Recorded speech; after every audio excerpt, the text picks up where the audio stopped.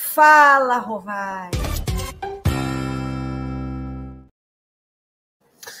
Fala, Rovai! Eu estou tentando ajeitar aqui, ó, pro TV Fórum para você ver, ó, vamos lá. Fala, Rovai! O editorial do Fórum 11h30. Queridas, queridos e querides. Ô, Laia! Não tem jeito, não aparece a logomarca aqui. Era só desse lado que aparecia e tem o meu Renato Rovai ali na frente. Seguinte, queridas, queridos e querides, saiu uma pesquisa com o gado. Gado marcado e gado feliz. Vida de gado. Gado marcado e gado feliz. Não é essa o trecho. Mas, enfim, o gado foi auditado. Primeiro, quantidade de gado que tinha na Paulista. O Gepopai fez lá a pesquisa e falou, 185 mil. Contaram as cabecinhas. Eles usam o mesmo método de contar gado, gente. É o que foi desenvolvido nessas grandes fazendas, tal. O cara usa esse app para ele, vai falar, ó, são tantos, quantas cabeças de boi tem? Tantas. Ah, então tá bom. Bota mais 500 lá, aqueles caras que tem 10, 20, 50, 100 mil cabeças de boi. E eles contam assim. Aí foi contar o gado da Paulista, usou o mesmo método, eles estão reclamando. Não, é para reclamar, né? Calma lá, tem tecnologia. E agora, esse mesmo grupo de pesquisa da USP fez, então, uma pesquisa com questionário.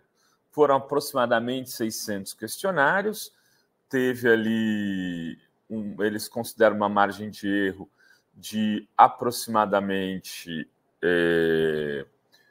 4% e revelou coisas muito interessantes que eu vou trazer para vocês aqui, né? 88% dos presentes do ato acreditam que foi o Bolsonaro e não o Lula que ganhou a eleição de 22. Apenas 8% dizem que foi o Lula e 4% não sabem. Ou seja, de cada 10 pessoas que estavam lá, praticamente 9 achavam que o Bolsonaro ganhou a eleição. Então faz sentido você ir num ato pedir qualquer coisa, porque você não acredita que perdeu. Mas mais do que 9,5% deles, ou seja, 94% daqueles que foram no ato, acham que hoje a gente vive numa ditadura. Só 4% acham que não. Provavelmente era o vendedor de cerveja, era o cara que estava lá para fazer matéria, disfarçado que nem o Azenha, né, que nem o Guilherme, que foi filmar. Pessoal, a Laura, a Caprioli, eram esses 4%. O resto, todo mundo acredita que vive uma ditadura. Mas tem dados mais interessantes, eu vou chegar lá. Bom, quase metade deles, 49%, afirma que Bolsonaro deveria ter dado um golpe e decretado GLO no final de 2022. 39% diz que não. Até aí, olha, você vê, é interessante isso. Quase 40% eram contra a GLO. 12% não sabiam responder. O artigo 142, de que as Forças Armadas deviam assumir como poder moderador, 42% dizem que Bolsonaro deveria ter usado e 45% diz que não. Estado de sítio, apenas 23% achavam que ele deveria ter decretado estado de sítio. Apesar de achar que o Brasil vive uma ditadura, daqueles que estavam lá, só 23% eram a favor do estado de sítio. E quem eram aqueles que estavam lá? Eram pessoas, 51%, eram pessoas de classe média alta. Né? Segundo a pesquisa, 26% disseram ter renda familiar entre 3 e 5 salários mínimos. 25% entre 5 e 10 salários mínimos.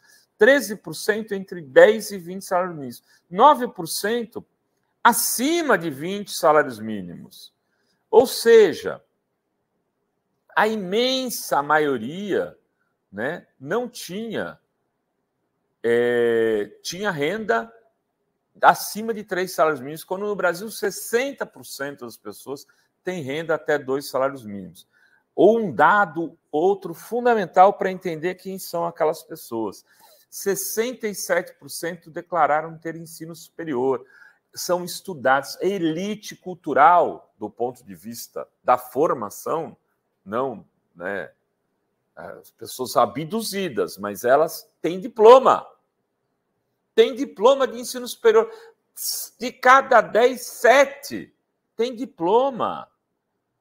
Outro dado importante que eu faço questão de destacar aqui é a questão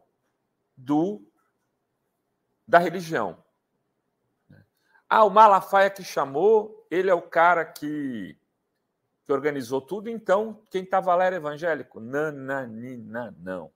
43% dos que lá estiveram diziam ser católicos e apenas 29% evangélicos. 29% é exatamente a proporção que a gente tem de evangélicos no Brasil. Então, se você tivesse ido no Morumbi ver o Santos ganhar naquele domingo pela manhã de 2-1 do São Bernardo, você ia ver lá, ia fazer uma pesquisa e ia dar 29% de evangélico. Não dá para dizer, e tinham 10% de ateus, inclusive. Não dá para dizer que os que foram lá eram majoritariamente evangélicos. E aí começa a destruir algumas convicções, de como as pessoas falam, não, Rovai, são os pastores que organizam o gado. A pesquisa não diz isso. Aqueles que foram ao ato, a gente pode falar, na hora do voto é outra coisa. Tudo bem. Mas, para a mobilização, quem está indo, o militante orgânico do bolsonarismo é rico.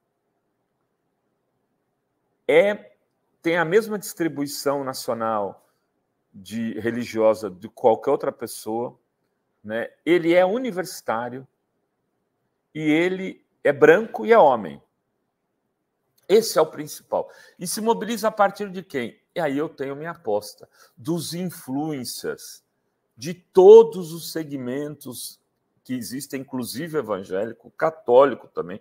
Me disseram que tem uma rádio Bauru que é extremamente católica e que bolsonarista até o último fio de cabelo. A Jovem Pan, ela não é evangélica. Ela é o Gazeta do Povo lá deles, não é evangélico. E eles organizam a tropa. E muitos, por exemplo, como a Zanata, como a Zambelli, são os influencers dessa gente, não são público evangélico.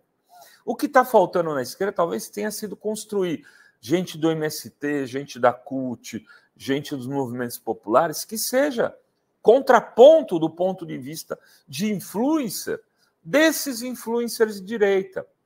O que a esquerda tem, ainda que equilibra um pouco o jogo, são veículos de comunicação progressistas e democráticos, como esta Fórum. Mas não tem lideranças, expoentes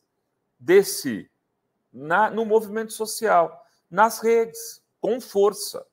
E eles têm, e por ali eles mobilizam para suas grandes manifestações. Ou seja, você que fica xingando os evangélicos aí, tome cuidado. Você pode estar errando a mão.